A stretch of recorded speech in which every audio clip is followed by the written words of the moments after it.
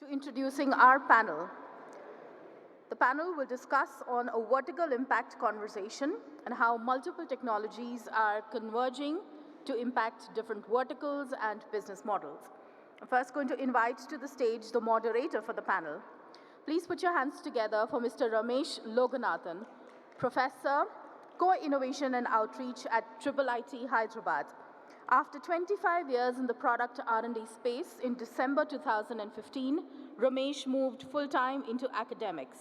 As Professor Co-Innovation, he heads Research Innovation Outreach at IIIT and Hyderabad, and he is helping start and grow Technology Transfer Office, Co-Innovation Labs, Entrepreneur on Residence Program, and the Center for Innovation and Entrepreneurship. Welcome, please do take a seat. I'd like to invite our next panelist, Mr. Amit Pathak, GM and board member, Pratt & Whitney, India. He is the site leader for Pratt & Whitney's customer training operations in the region covering South Asia and the Middle East.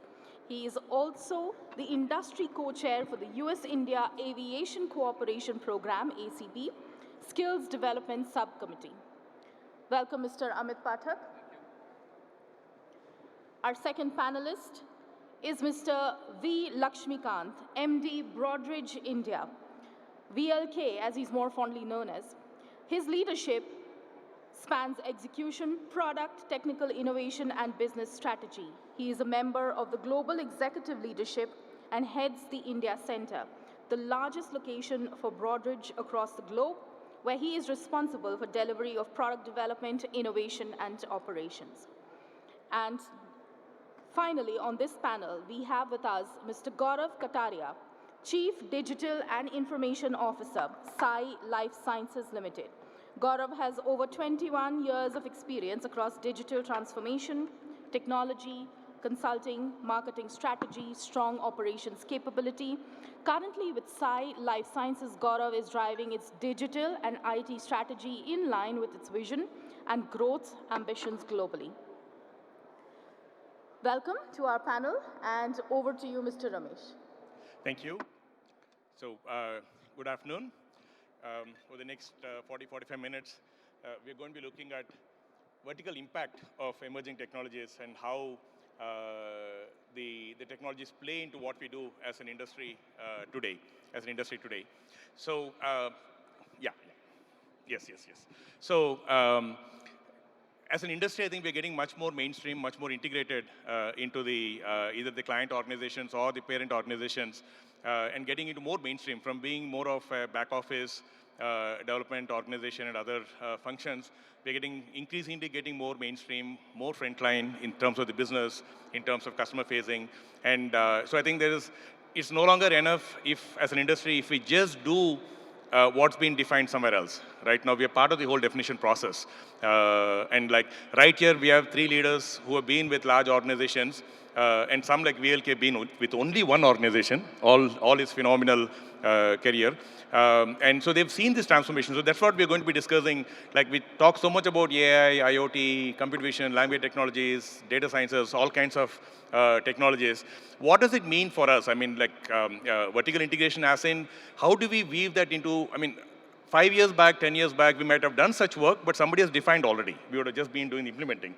Now we are integrating, we need to identify where some of these technologies can come into play in solving some of the business requirements or drivers, business drivers in the organization. So that's what we're going to be discussing. We have fantastic perspective. Of course, VLK comes with a whole lifetime of working in the fintech space, so understands the whole financial domain very well, and of course, technology applied to financial. Amit comes from the aerospace and the engineering, Honeywell earlier, and now with what was UTC Aerospace. Now I don't know what the name is. It's, I think, Raytheon Aerospace, Raytheon Tech.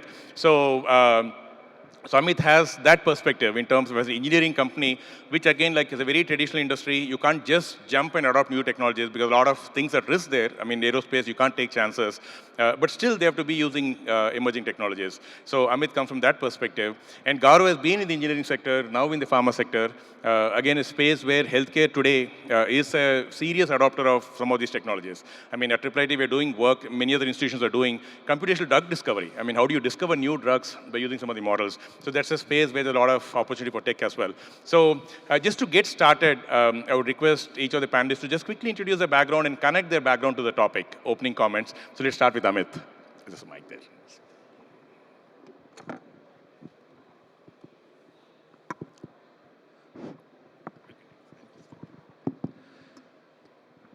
Okay, good afternoon, everyone. My name is Amit Pathak. Thank you for the kind introduction. Uh, it's a pleasure to be here among a lot of learned people, and I can see, very bright eyes and technology sort of all through the conference. Uh, I think from an aerospace and defense perspective, all my experience has been with large multinationals, Honeywell, Cobham, now Raytheon Technologies and its division Pratt& Whitney. Uh, we go through a unique sort of experience right now. As you look at COVID and what we are going through, and I don't want this whole thing to be about COVID, but since that is something right in front of us, aviation industry has been one of the worst impacted.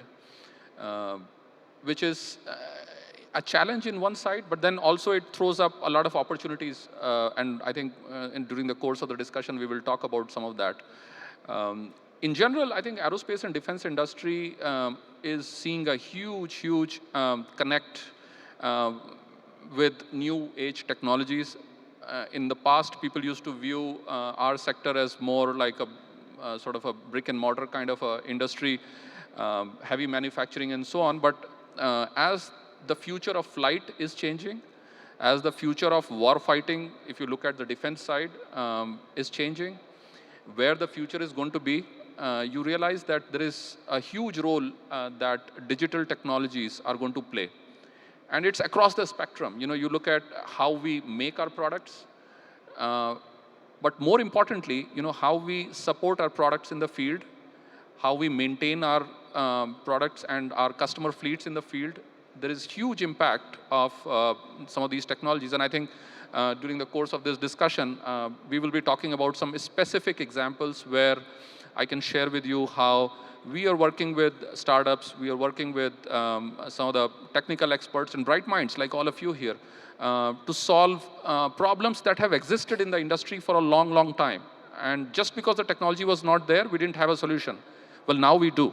So thank you. I'll stop my comments here. That's a fantastic point to wrap your introduction on. I mean, earlier was a time where, like, I think we're doing work that used technology has already existed. Now you're referring to problems where technology doesn't even exist, and we're looking at those problems. I think it's a fantastic state to be in as an industry. BLK, fintech is, again, almost always as conservative as the industry is because of being regulated. It's also an early adopter of technology. So your comments, BLK. Sure. Can you hear? Yeah. Excellent. Thanks. Thanks, Ramesh, for the kind introduction. Thanks for calling me learned. So, part of the learned panel, so which is nice. That's one of the reasons I take these panel discussions, Ramesh. I've been with Broadridge for almost 15 years. Prior to that, with ADP and DE Shaw. So, like I said, been in the financial services industry for a very long time. And service industry is no stranger to technology. Because if you look at commerce as the underlying work that the financial industry does, which is moving capital very efficiently, right? Right from when it was a telegraph to telex lines, whatever, technology is always used for making the financial services industry better and frictionless. So that trend continues. Okay, I want to touch upon a couple of things.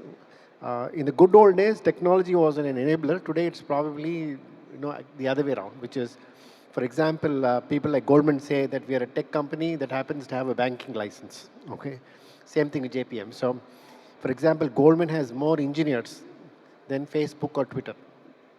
If you take the spend of technology spend as a percentage of the operating cost, some of the banks would almost have 20% spent, similar to numbers like a Google or Amazon. So I think we should stop thinking of fintech as some other industry. I think it's very integrated as part of the whole financial service industry. If you ask me, many things are happening. Obviously, use of all kinds of technology, AI, ML, blockchain, cyber security, you name it, it's all integral part of the. But I think the biggest change are in two spaces. One is in the payment space. Okay. Uh, Fact that today you can go in India anywhere and you can do a UPI and money gets transferred is unimaginable 10 years back. Okay. So I think look at the kind of change that is made. Okay. And that's amazing. Okay. This, what is causing that change is we call it digital. Okay. And my definition of digital is very different from moving from paper to electronic. Digital means that you are available 24/7. Your organization needs to be designed to be available 24/7. Okay, so there is no such thing as the end of day. There is no such thing as batch processing. No such thing as I will pay you now. It shows up in your account 2 days later. That's gone. Okay, so I think that's the biggest change.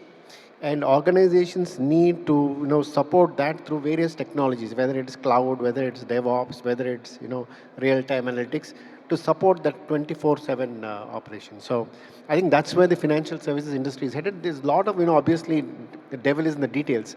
But if you ask me as an executive statement, I would say available 24/7 is the mantra. That's the biggest, yeah, true. I mean, I think you're right. It happens to be a technology company that is incidentally in the financial domain. Correct. Right?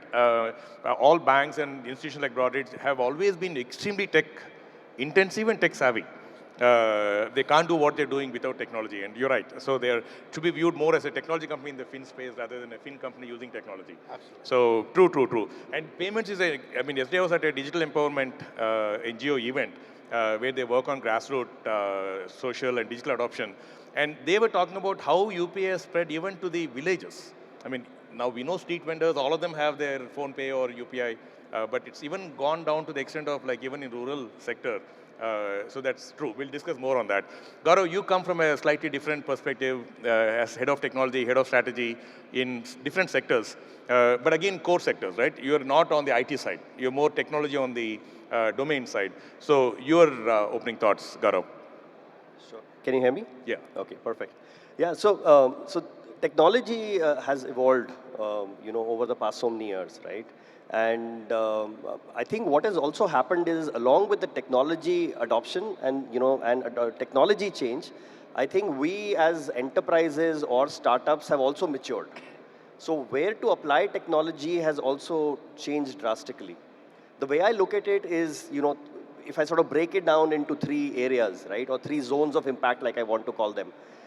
One is that traditionally, if you've seen from the automotive industry as well, maybe 20 years back, and even to now, some of the high-tech industries that, Amit was talking about, or, the finance industry, a lot of the time the technology is being applied at, one zone of impact, which I call is operational, to drive operational efficiency.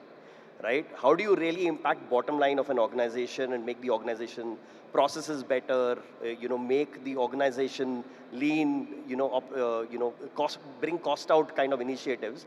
And that's where technology is being applied, and mostly on the manufacturing side, that is what the focus has been. The second layer of impact has been, which is sort of more recent, I'll say 5-7 years, is how can you really apply technology to create new disruptive business models, so that it starts impacting the top line of the organization and coming up with new revenue generation models, right? And that's where the technology has started having a big play today, because everybody's realized it's not only good to save costs, but you also have to generate additional revenues. And if I go back to my aerospace and defense days, and I'll give you examples of the pharma as well, but if you see aerospace and defense, what Airbus tried to do with a Skywise platform of collating data from all their fleet, monetizing that data to sort of give insights to operators so that they can run their fleets more efficiently. But from an Airbus perspective, it was more revenue generation, right? So they tried to flip the model. Was it really successful or not? I think it's still early days. But at the end of the day, it was a new, revenue stream. The third, which is really, really important and often missed, is the human impact or the societal impact that technology can create. And we've seen so many such examples, even recently over the last year or so, right, where we're trying to use artificial intelligence or video analytics to just try and see in an office where everybody is wearing a mask or not, whether they're implying, they're maintaining social distancing or not. Very simple examples, but very high impact examples because they end up keeping the human being in the whole equation safe at the end of the day. So the way I look at it, technology is sort of applied in all these three areas, and we're getting far and far more mature, right? Where more mature organizations are moving away from the bottom line impact and then starting to really use technology in the second and third layer, and really creating a societal impact or really creating the business model impact to generate revenues, right? So it's very, very interesting. We have seen the same shift happening in the pharma industry as well. And if you see, and we'll talk more about the pharma industry on, right from the drug discovery process of identifying a new molecule or drug, bringing that to market, all the way down to the patient health and patient health monitoring and taking care. There's disruption happening at every area, right? One great example is the COVID, the vaccine that we have today. Typically, a new drug takes 8 to 10 years to come into market. But with this pandemic, looking at previous data, application of AI, we've been able to get a viable drug in the market in 8 months' time, right? So that itself is a living testimony that technology can have a huge impact when it sort of comes back to, if it's really applied right. So I'll sort of leave there, but. No, absolutely. I think like Dr. Reddy's was trying, not even now, 2 years back, using blockchain to track the whole supply. The regulation requires like, where are you getting your molecules from, bulk drugs from, and they were experimenting with one of the startups to integrate the whole supply chain and be the traceability on one end, like you said. On the other end, yeah, the whole drug discovery. In fact, like, we came across a startup recently that's looking at, I heard this term for the first time, chiloscopy, lip print. Right. For geriatric drug delivery so wrong drugs is a big problem in the US. Older people taking wrong drugs. Correct. So the system will dispense the drugs into the mouth after verifying that the lips is of that person. So the mistake can never happen. Right. Now, I mean, you're right. It's end to end. So there is so much of disruption happening. So VLK, you've seen the industry, right? I mean, both. I mean, I think right now we can just switch gears from the domain to a little bit more about what's happening in our backyard, right? Within the country and in the city. How do you see the technology decisions process changing from, like, say, 20 years back, 10 years back, 5 years back, and now? The whole vertical integration, how much more of proactive role are organizations in India needing to take for their parent organizations? Yeah, it's a great question, Ramesh, and you and I have spoken about the change in the industry for a long time. So if you ask me, obviously when I started, we were all actually product focused. We used to build products, and then there's no question of saying that we can't build a product from India. It was done, okay? Somewhere, probably late 90s, 2000, we pivoted to a services-oriented, economy, so to speak. That was good because everybody, was able to grow, buy a first bedroom house, second bedroom house, and all the good stuff. But what really happened in that was, I think we lost the skill of, being able to lead, from a technology perspective. We became more about, you tell me what to do, okay? And I am seeing that shift changing for two reasons, okay? One is we are starting to see a lot of mid-management folks in the industry who understand that if they don't move up the value chain, okay, they'll be irrelevant. So that's one shift. Secondly, by the fact that the industry has moved from being technology intensive to data intensive, which means that the conversation has moved from you have to have a conversation with the CTO to the business, okay? So you can't no longer sell, the efficiency story, right? You have to sell the value story, like you said. If you have to sell the value story, the conversation that you need to have is different. So that is the second trend. So which means that people need to understand the domain, the business, okay? The second most important thing is this whole agile model, right? When you move to agile and you want to build teams, you have to become functionally rich. That is, your functions for two reasons. One is bundling and debundling and API-oriented architecture means that teams have to be self-contained. If teams have to be self-contained, again, the value of understanding the business becomes a lot more, right? So moving from just techno function to product, I think is the evolution. And that's here to stay at least for the next 5-6 years. So I believe that we will have to change the skills, change the game. I see a lot of openness for people to do it, but it needs to get a lot more accelerated. Yeah, I think that's a perspective we lost over the years, especially 2000 to 2010. Those 10 years post Y2K, we became extremely services-focused industry, services-focused growth. So the core product and business skills came down a little. I mean, business development is going and getting a services project, not understanding customers. You're right. I think that's something we have to get back, and hopefully we're getting it back. So Amit, when you look at your sector, Sorry, Ramesh, yeah, I'm yeah, sorry you to will get. interrupt. Yeah. But I think one very important point there is today we have the resources to do it. What I mean by resources is, today as Broadridge, all my clients are here in Mindspace, whether it's Ramesh Kaza of State Street or BOA or Wells, Sridhar of Wells, they are next door. So I don't have to travel 10,000 miles to meet my client. Okay, so that's a big advantage that we have. No, no, absolutely. In fact, when we started the Progress Center here, my boss had told, like, Progress had a lot of acquisitions. So they were in deep silos. All of the groups had development center here. We had COEs. So in one group, we were working on multiple product lines. So he told the exact same thing back in 2008. He said, look, when you see some nonsense happening, I want to use some other experience, but I can't. But he said, when you see something happening that should not be happening, just flag it because nobody has visibility. They're all silos, but in your place, one group is looking at all the products. You're right, that's a huge value for us as an industry. The client organizations are right here. So, Amit, looking at the aerospace sector and as an example, are you seeing drivers coming from outside saying like, you have to do this now? Kind of come up with be more proactive in kind of how we organize ourselves and how we decide what to do and what we do. Are you seeing those drivers coming in now, pushing the barriers to more solution design? Yeah, so actually, it's an excellent question. So I think what you're trying to get at is what are the key triggers which make these kind of big transitions happen? Because these are large organizations; they are used to doing things in a certain way. But let me give you a few examples which will give you ideas on how we are thinking about these things. So yes, I mean, we are one of the world's largest aerospace and defense company, Raytheon Technologies. We do commercial aviation, military aviation, defense applications, missiles, you name it. I mean, it's a pretty wide portfolio. Now, for a corporation like this, if you want to bring a strong focus on some of these technologies, how do you do it? So one, yes, we have set up a group at a corporate level, which is interfacing with startups all around the world and so on. But going back to your question about where the triggers come, the triggers come directly from the market. Like if you look at aviation industry right now, there is so much strong focus on more fuel efficient engines, because at the end of the day, an airline is commercially successful if they can bring down their fuel cost. Fuel cost is the biggest item in their balance sheet. But the challenge on our side is our R&D cycle is so long and so expensive. Just to give you an example, our latest gear turbofan engine, which is about 20% more fuel efficient than the next best alternative in the market, the R&D cycle was like 20 years. Now, this is for a company which knows how to make engines. We've been in this business for 100 years, almost. And, the R&D budget is $10 billion. It's $1 billion, a lot of money. So how can we speed up this cycle, because if you don't come up with products faster, how do you compete in a market like this?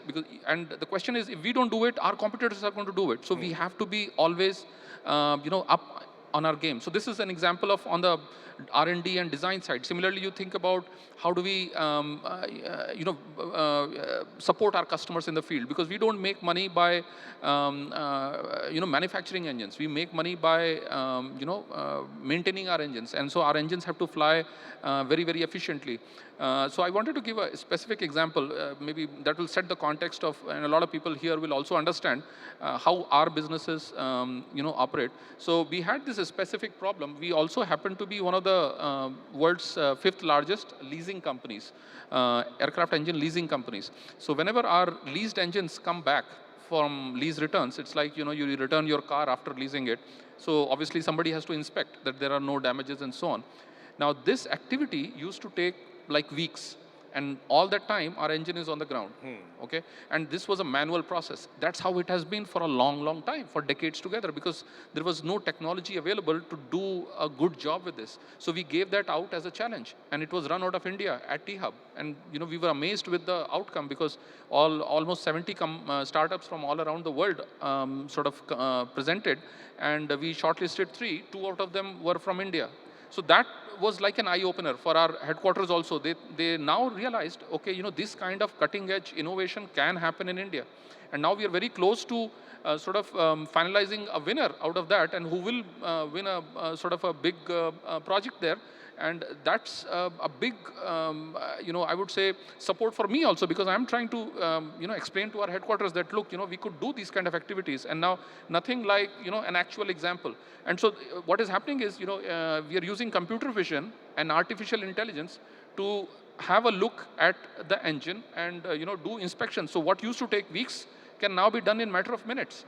And it's much more efficient. Immediately we can place orders for parts that need to be replaced. And, in fact, the customer, before returning the engine, they can do this whole computer-based inspection on their end. So while the engine is in transit, all the spare parts have already arrived. And by the time it reaches here, we can quickly fix whatever we need to fix, and it can go back and start earning revenue again. So, these kind of innovations, now, you might think that, oh, what's the big deal? Well, solving a problem like this can translate into, tens of millions of dollars of savings, So this is just one example, but I hope that gives you a sense. So this is how the triggers come to us. So one is market will tell us you need a more efficient product, and then our customers will tell us the current way you are supporting us is not enough. Good enough. You need to do whatever, but give us faster, quicker, better service.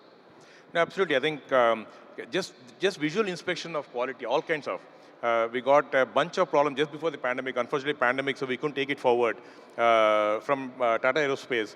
Just around quality inspection on the shop floor, and some problems as simple. I mean, you would appreciate this problem, as there are parts that look identical, but there's a left side and right side. Yeah. When it comes to assembly, sometimes it gets wrongly labeled. So a right side part comes for a left side, and then the wrong part, before they get the right part, the kind of process stalls for a few hours or few days. So the whole range of problems that was there just in visual quality inspection, I think what you're referring to is that, and there's a lot of work happening. We just got recently from one of the large mobile companies. I don't want to name them because they're very paranoid about being named. In their manufacturing, they have, again, same thing, like X-ray vision based quality inspection in some of their wafers. Now, and a lot of it is active research, you're right. And the research is happening here. We have very strong computer vision research groups in the country. We have very strong language research groups in the country. And I think just connecting the dots, there's a problem that you see. There is work happening. Today, these are completely non-overlapping worlds. What's happening in research, industry doesn't know. What industry does, industry needs, research doesn't know. I think these are conversations we should be having more of. I'm so happy to see that you already started the conversation right here. We don't wait for a Stanford or a Berkeley to do it. We are looking at the conversations here. So that's a fantastic start. We should do more of it. Gaurav, you've seen different sectors, right? How do you discover the whole technologies that exist, either in startups or in like research or elsewhere? How do you discover the possibilities of how some of the technologies can solve some of the problems in the domain? Yeah, so I think that has always been, where, I think we've sort of flipped as technologists, right? Sometimes when technologists are trying to solve a problem, right, we'll put the, horse before the cart, so to say, right? Because we'll put the technology in front, and then we'll say, okay, what can this technology help solve, right? But in my experience of, like you rightfully said, working with so many industries and customers and startups and et cetera, I've realized that it has to be flipped. And that's what the startup ecosystem is really doing well today, because if they've identified a problem statement, they're going to solve the problem and then applying technology, whatever is required, right? So if you take the example of the pharma industry, right, and I think Amit is already covering aerospace, so I don't want to sort of add examples on that. But if you look at the pharma industry, right from a drug discovery process to say that, there is a new ailment in the market and how do I really go ahead and discover, a cure for that ailment. There are, if I sort of dumb it down, there is a biology process to really see how our cells react, to a chemistry process to say what, enzymes will have what reaction on the cells, all the way down to doing clinical trials of once you've identified a candidate molecule, right? I'll stop at this, right? In each of these areas, technology is actually being applied, because one of the big asks is to cut short the R&D time, because there is a huge amount of dollars which go into the R&D of a process of the medicine itself. Novartis recently released in the month of July a new drug, June-July timeframe, called Zolgensma, right? It takes care of a birth defect, a genetic defect that, that a patient might have. One of the first patients in India, a kid who got this, and it's a lifesaver drug, one shot, 15 crores. Wow. Right? So the parents were able to do crowdfunding and then actually raise the 15 crores for the kid. And it was a successful, this thing, which is really good because it's actually life-changing. But at the end of the day, how many people can afford the 15 crores for one shot, even if it's a lifesaver, right? So the whole, this thing ask on the R&D side is to bring down cost and also make it much shorter. Typically, the 8 years has to be crunched. And that itself, if you're able to bring out 8-10% out of that whole process, it's a big win. And that's where technology is coming in. So simple examples I'll give you on what is happening on technology, right? So pharma companies have always been doing, let's say, animal trials. Now that the social impact and the animal lobbies are sort of, talking against this. This happened in, the cosmetic industry as well. They've now gone down to doing computer-based trials, right? So you use artificial intelligence and algorithms to actually do an in silico trial, which will actually then tell you whether, it's a candidate for me to take forward and then do animal trials, whatever the FDA norms put in place, right? So the basic trial. Clinical trials, if you go down to, so that sort of cuts shorts the process, makes it much faster, makes it, much more society-wise, far more society-friendly, let me put it that way, right? Then if you sort of come down to the other side on clinical trials with, that becomes a very, very critical part for any drug to come to the market. Clinical trial 1, 2, and 3. I think a lot of us have understood that far better with, everybody tracking the, COVID vaccines and stuff like that. So, but there also startups are sort of innovating to take clinical trials to the patients rather than getting patient cohorts back into a clinical trial center. Because, that with the pandemic, people not allowed to come out, that became a problem. And you were sort of talking about one example of the last mile value chain of, connecting it back to the chemical all the way down to, the delivery of the drug to the patient, which is in the aero industry, digital thread is something that, Pratt is, and a lot of other companies are trying to do on the manufacturing side. Is the same thing here where technology is being, used to do this. So the thing has changed now where people are looking at a problem statement, looking at areas where you really want to create impact, be it patient health or drug discovery or manufacturing, and then applying technology to it. So it's a combination of technologies which are getting applied to actually solve a problem, and that is, I think, where we've all matured, as organizations and as a community, and that is really, really helping. I think the creative solutioning is a big part of this whole process, right? Right. It's not often like there's one problem, one solution. You have to put a bunch of different things together to solve a problem. So understanding the problem on one side, understanding the solution, possibilities on the other side, putting them together, it's a big exercise in connecting the dots. Now, you refer to, like the horse before the cart. As a domestic company, like a pharma company based out of India, the decision making is here. Right. But VLK, when you look at it, like say a company like Broadridge or even Raytheon, how I know like many of us 5 years back, 10 years back, we've constantly been saying like to show some of our leaders, global leaders that look, we can innovate from here, right? Most of us have done that. How is that changing now? I mean, do we still need to do things to demonstrate some of these possibilities and get them funded? Or is it happening more organically now? I mean, it's a mix, Ramesh, in the sense that if the organizational maturity is greater and there is tenure, you find greater acceptance. For example, at Broadridge today in Hyderabad, the Blockchain Center of Excellence is out here. The AI/ML Center of Excellence is out here. So the next generation products and all those technologies are obviously getting built and driven from here. So, but that has taken us that 15 years. Okay, so I don't think there's a shortcut to it because at the end of the day, your end customer is 10,000 miles away. Okay, so until you're able to make that connection, it's not going to change significantly. But COVID has helped because COVID has shown that you can be anywhere, any place, and still talk to the client. So we need to use that opportunity. I would say, if you ask me, I mean, I could be wrong out here. Maybe 60-70% of the industry is still in the old place. 30% have moved, and we should bring the remaining, 20-30% at a time. So that's the way I would kind of. No, definitely. At some level, like it's not that any organization doesn't want to. There'll be some stereotypes in their mind, some of the leaders, but as an organization, if efficiency and value can come, they'll be happy to take it from anywhere. No, I think there are 2 points, Ramesh. One is, you take, let's say, Broadridge. If when 70% of your delivery headcount is in on location, after some time, the center of gravity/mass has to shift, which means that this center has to take on the innovation leadership. Otherwise, the organization will stagnate, right? Yes, So yes. there's a onus on leadership. It's all about leadership. End of the day, the leaders need to want to make the difference. So, see, I would say simple things. For example, um, today, if you ask me, knowing AI, ML data is a leadership competency. Okay, for 10 years back, it was not. Okay, so I'm saying that competencies will keep changing, and as leaders, we need to understand that and kind of move ahead with the game. So. I fully agree. I mean, because the organization started, unfortunately, their India operations more based on cost. So we have to demonstrate to the senior leaders in the company that, look, we can do more than just cost arbitrage. And you're right, that responsibility is with the leaders in the India organizations. Now, before we conclude, we just have some more minutes. So I thought, like, let's just look ahead into the future. Samit, like, if you could go first, where do you see some of the wildest possibilities in your domain coming out of the India labs, like next 3 to 5 years? Some of the wildest possibilities you see in terms of solutions? I think it's a very exciting time where India is, and I keep telling all my leadership, just look at the number of unicorns we've created. You know, how many? 80 something And overall, and counting, yes. just and 21 or 40 something in just 2021 with the pandemic. I mean, just think about that, and you think about the amount of value that has been created.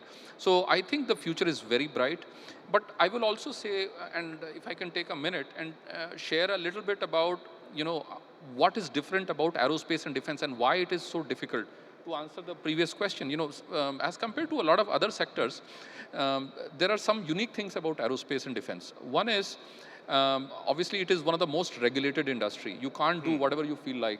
So there's countries, there are regimes, and there are export controls and all of that. So that adds a little bit of. I don't think that's a sort of a roadblock, but it's definitely a hurdle you need to overcome. Apart from that, access to hardware. If you want to, like we learned with this project we did with T-Hub and some startups, we realized, well, you do need access to an engine to develop your machine learning model, right? If all your assets are in a place or that is not accessible, then it's a challenge. So we overcame that challenge. We took the required approvals and we created an environment where these kind of projects can be undertaken. But I think once you are able to do that, you can provide the hardware, you can create an environment where startups can come and discuss with you. And T-Hub is a great example, with all the challenge that we can launch there. Then a lot of great stuff can be done. I'll just give a few examples. There's a lot of work happening on counterfeit drugs in the pharma industry, right? We're solving that with blockchain. Well, we have that similar problem in the aerospace industry also, where somebody will have to come forward, and maybe you need a industry-wide consortium, people at different levels, many stakeholders have to come together, but eventually we do need a blockchain-based solution because it can really solve that counterfeit parts for aircrafts or whatever other areas. Similarly, big data is a huge area. Just to give you an example, our latest engine that I was telling you, it generates about 10 gigabytes of data per second. If you do the math, you're talking about petabytes of data on a monthly basis, and it's a lot of data. And this is valuable data, which can be very quickly translated into dollar savings for the company. Okay, unlike a lot of data from the social media platforms and so on, this is very easily monetizable. So I think if you put all this together, given the kind of innovative spirit we have, third largest startup ecosystem in the world, India has that. So I'm seeing that a lot of future innovations in our sector are going to come from here. Just to give you the data, we are the fastest growing aviation market in the world, #1 there. Okay, on the defense side, India is one of the biggest arms importer. So there is all the more reason for OEMs to come and invest in India because of the offset and all the other benefits that you get. So the big drivers are all out there. And then we have all the talent available in the country, these kind of startup accelerators, beautiful institutes like IIIT and all the other IITs. So I think all the ingredients are there. Whatever these small hurdles like, access to hardware, or providing mentorship to startups, because a lot of startups don't know much about aerospace and defense and how this industry works. We are a little bit different from other industries. Once we put all this together, I think there is very, very bright potential going forward. No, absolutely. I think all the setting is right now. You're right. I mean, if we don't capitalize on this, probably we lose out a huge opportunity. We got one request from railways. So they have 3,500 diesel engines. They have about 170 sensors connected to a central command center, design center for some reason. And there is data every second going from these 3,500 engines to the central command center. Today, other than watch the health of the engine live, they're not doing anything with it. So they reached out to us saying like, they have about 70 or 80 failure points. Today, the alerts come only when some basic thresholds are reached. Often they know of the failure, only the failure happens. So they wanted to predict, and they have phenomenal data. 4 years of data, 3,005 engines. The engines come for a full overhaul every month. So it gets reset every month. So they had like around like nearly 20,000 units of data, engines where failures occur. And anyway, it's very slow. The project is all scoped and set, but when you talk about data in the aerospace, I'm sure there are a lot of possibilities in terms of predictive, preventive and preemptive maintenance and prediction. Right. We have 5,000 sensors on this engine that I'm talking about. 5,000 sensors each engine, and 10 GB of data per second per engine. Do the math. It's huge, just mind-boggling. yes. Yeah. So it almost seems like if we have to monetize all this data, we might have to have huge data centers and supercomputers. We will need all that. And smartest of the algorithms to make And the sense out of smartest it. of the algorithms, smartest of people to make sense of all that data. Because there's no point collecting all this data if you can't use it. Yes. VLK, what do you see 3 to 5 years down? The wildest in your industry specifically, or broadly any other industry even, coming out of India? I'll give Gaurav and then I'll go last, if you don't mind. Okay, sure, Gaurav. Okay, we talk about the engineering sector or the pharma sector, any sector. Where do you see 3 to 5 years some of the wildest things that can come out from India? So, so I'm a big believer of, like you were talking about silos, right? So silo busting across industries, right? So 3D printing started off maybe 20 years back with automotive, right? Where we had the first car getting 3D printed and everybody was so happy. And then aerospace industry took over and they said, we'll do 3D printing of parts and, we'll finally have engine parts, flying engine parts. I think GE is the only one who's been able to successfully demonstrate some of those. Same thing is now coming into the pharma sector, and that's one of the things that we are saying that might disrupt the manufacturing industry going forward. So there is FDA, for example, has already given an approval to a company to 3D print pills. And where is that coming from? That is coming from an inherent need to do personalized medication, right? So if somebody wants, let's say you're having a paracetamol, for example, right? But if you need to have a combination of a paracetamol and let's say like an ibuprofen or whatever, right? It's called a polypill. So how do you really create a polypill which is apt for me as a human being and takes care of my problem? So how do I really create that? So that is also something that the FDA has sort of approved on a trial basis. And so there is a company which now 3D prints pills, right? So that itself, for example, is going to disrupt the industry. It's going back to the old chemist days. Absolutely. Only that a machine is doing instead of a chemist doing it. Yeah, so the chemists used to, right? If you go back to the villages and even actually go back, right? They used to mix and then make this thing that used to be given to a individual, right? Which is a combination of multiple aushadhis, like we used to call it that time, right? Sort of going back the full circle. So it's 3D printing of pills. There is a lot of research happening on 3D printing of body parts, right? Where the liver has actually been printed, the air has been printed using stem cell and stuff like that. So there is a lot of one thing happening on the 3D print side. But also if you see from an India perspective, like we as a company, as Sci Life Sciences, are in the contract research and manufacturing space. And we work with some of the top 7 or top 8 of the top 10 pharma companies globally. We also have a bunch of clients in the biotech space, and these biotechs are like startups, where they identify a problem, they identify a molecule, but they don't have the wherewithal to really manufacture at scale. And they don't want to invest in it because 8 of the 10 candidates will fail, right, at clinical trial stage. So they don't get the FDA nod. So they don't want to invest in high capex. So they come to us. So we are engaged with a lot of biotechs to help them manufacture. So I see that area really, really picking up. And a lot of innovation happening in that space. And also in the early research stage, which is what we call the discovery side, to discover new molecules. There's a lot of work happening where we are working as an extended arm, as core R&D, right? Not only doing back-end work, but core R&D in our labs out of Hyderabad here, Shamirpet, and UK and Boston to really help discover new drugs, right? And that's one of our goals, to discover 25 new molecules by 2025, and that's something that we are sort of really, really gung-ho about. So there's a lot of technology play in both of these areas, right, ends. And then finally on the customer side, clinical trials all the way to drug discovery, delivery to patients, and then patient health monitoring, and also endless opportunities from a pharma perspective. Otherwise, also all other industries, there's so much happening.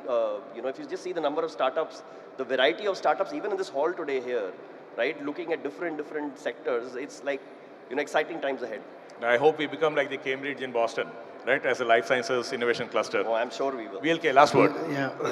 Just to, it's very exciting to hear, IoT. It's the wildest use of 3D printing I've come across so far. I know. 3D printing custom drugs. Yeah, VLK, go ahead. We've heard the financial service industry for too long. I wanted to hear the other perspective. Great to hear edge computing, IoT, 3D. I want to go something more fundamental and basics. Okay, so the way I kind of think, technology-wise, a lot of things. You could say quantum computing, whatever, metaverse, all that good stuff. But I think some fundamentals I think we'll really understand how to use the internet. How to use? The internet. 10 years from now, okay? Because I think the definition of trust in the internet has changed significantly, and we have not yet leveraged that, okay? So to that extent, authentication is going to be one of the keys to the castle. If you can really authenticate somebody, then, you can imagine the frictionless economy that can be built around it. So I would say that's one thing. As India and the Indian IT service industry, two things. One is we'll really know what customer service is. Okay, we are learning, but we will get there. Okay, so I think unless we learn that customer service, you can say software as a service, this is a service. The service element is more important than everything else. So we'll start to understand that. So I think, to me, some basics, service we'll understand, and there'll be some real cutting edge things going around. So I think that's a fantastic thing to close on. We always said, like, how can Indians in Bay Area create technology for the world, and Indians in India cannot. I think these are probably two key ingredients. You understand some of the fundamental elements of things like internet, and then of course understand customers. If you don't understand customers and markets, we can't, while we have the ability, we don't know what to create. No, I think phenomenal, fantastic points. Just to, for all said and done, I like Uber and Ola for that simple reason. They have taught customer service to some very basic people. Okay, 10 years back, you went to a car, that guy never even said thank you. Today, at least, he says that. So huge change, and that will, be very more pervasive. So. Yes. There's a whole mindset change. Yes. Samit, did you want to add something? No, I was just going to say, he mentioned Uber and Ola. So, I would feel that my children are safer in an Uber and Ola more than a normal auto rickshaw. Absolutely. That is a fact today, right? Because just because there is a way to track, there is a way, you can figure out. And that guy also knows that, right? And so this is something which can completely transform. So I think what you mentioned there's all an element of trust in that whole network, right? It's trusting the authenticity of a person, their past behavior, future behavior. No, fantastic. I think it's a nice note to close on. So we've run out of time. It's been blinking for some time now. So thank you so much, Gaurav, VLK, and Amit. I think nice conversation, and of course, this is just a stimulation, right? It's a trigger. These conversations have to continue. But I'm very excited about where we are going as an industry. Where we are seeing today, we see a lot more connect. Like even my 5 years in Triple full time, more of industry connect now and interest now than there was 3 years back or 6 years back. So again, that's another indication that there is a lot of appetite and interest to do things more, to do things differently. So very exciting times. So thank you so much. And good to see HICIA's annual summit energy back after 2 years. And I think this is another foreboding of exciting times.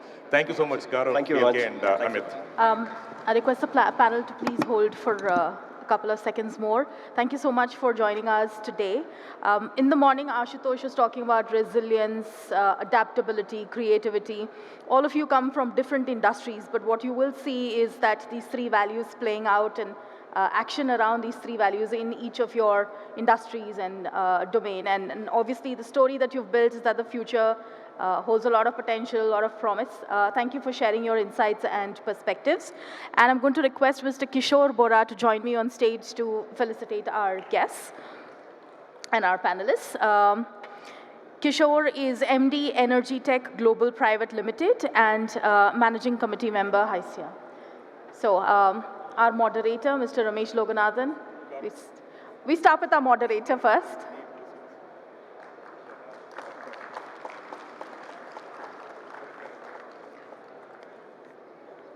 We move on to Mr. Amit Pathak, GM and board member, Pratt & Whitney, India.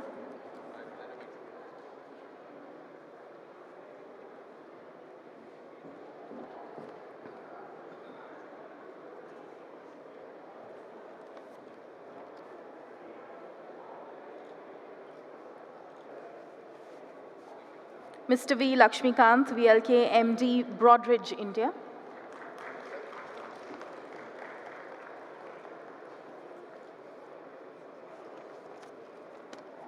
And then we have Mr. Gaurav Kataria, Chief Digital and Information Officer, Sai Life Sciences.